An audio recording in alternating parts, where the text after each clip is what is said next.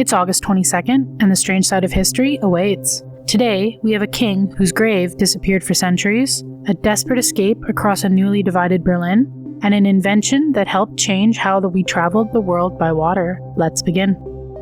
On August 22nd, 1485, King Richard III rode into battle at Bosworth Field. By night, he was dead, the last king of England to die in battle. His body was carried and buried without a coffin inside Grey Friars Church. The grave was too short, forcing his head forward, and when the church was demolished, his burial place vanished. For 527 years, the king was lost.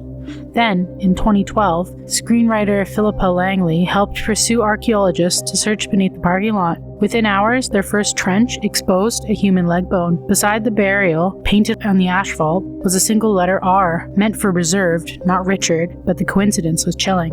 The skeleton offered darker clues: a sharply curved spine, at least 11 injuries inflicted around death. 2 wounds at the base of his skull could have been fatal. DNA from a tooth matched the maternal line of the relatives descended from Richard's sister. In 2015, Richard was reburied with honor. England's missing king had spent centuries beneath parked cars, footsteps away from an ordinary life. On August 22nd, 1961, 58-year-old Ida Siekmann stood at the window of her third-floor apartment on Berlin's sealed border. Her building belonged to East Berlin, but the sidewalk belonged to West. Days earlier, the residents had crossed through the front doors, then barbed wire divided the city. Doors were brick shut, and guards watched the halls. Ida lived alone. Her sister was only blocks away, but now unreachable. Early that morning, she threw her bedding and belongings from the window. Then she climbed onto a ledge and jumped. West Berlin firefighters sometimes waited below with rescue nets, but no net was ready for her. Ida fell from East Berlin and struck the pavement in the west. She died on the way to the hospital, one day before her 59th birthday. She became the Berlin Wall's first recorded fatality. The wall was only 9 days old, and Ida did not survive her escape.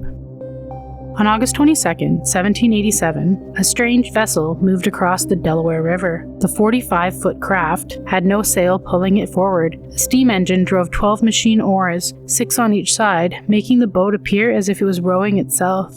The inventor, John Fitch, had struggled for years to find investors. Now members of the Constitutional Convention watched his machine clatter to life. He demonstrated that steam-powered navigation could work, but the future and profiting from it was a very different thing. Fitch later built larger boats and operated scheduled service for paying passengers between Philadelphia and towns in New Jersey. The vessel worked, but the expenses mounted. The public remained skeptical, investors withdrew, and his company collapsed. He died poor and largely forgotten in 1798, nearly 20 years after his demonstration, and Robert Fulton became famous for making the steamboat travel commercially successful. He showed them to the mechanical future and then almost vanished from history.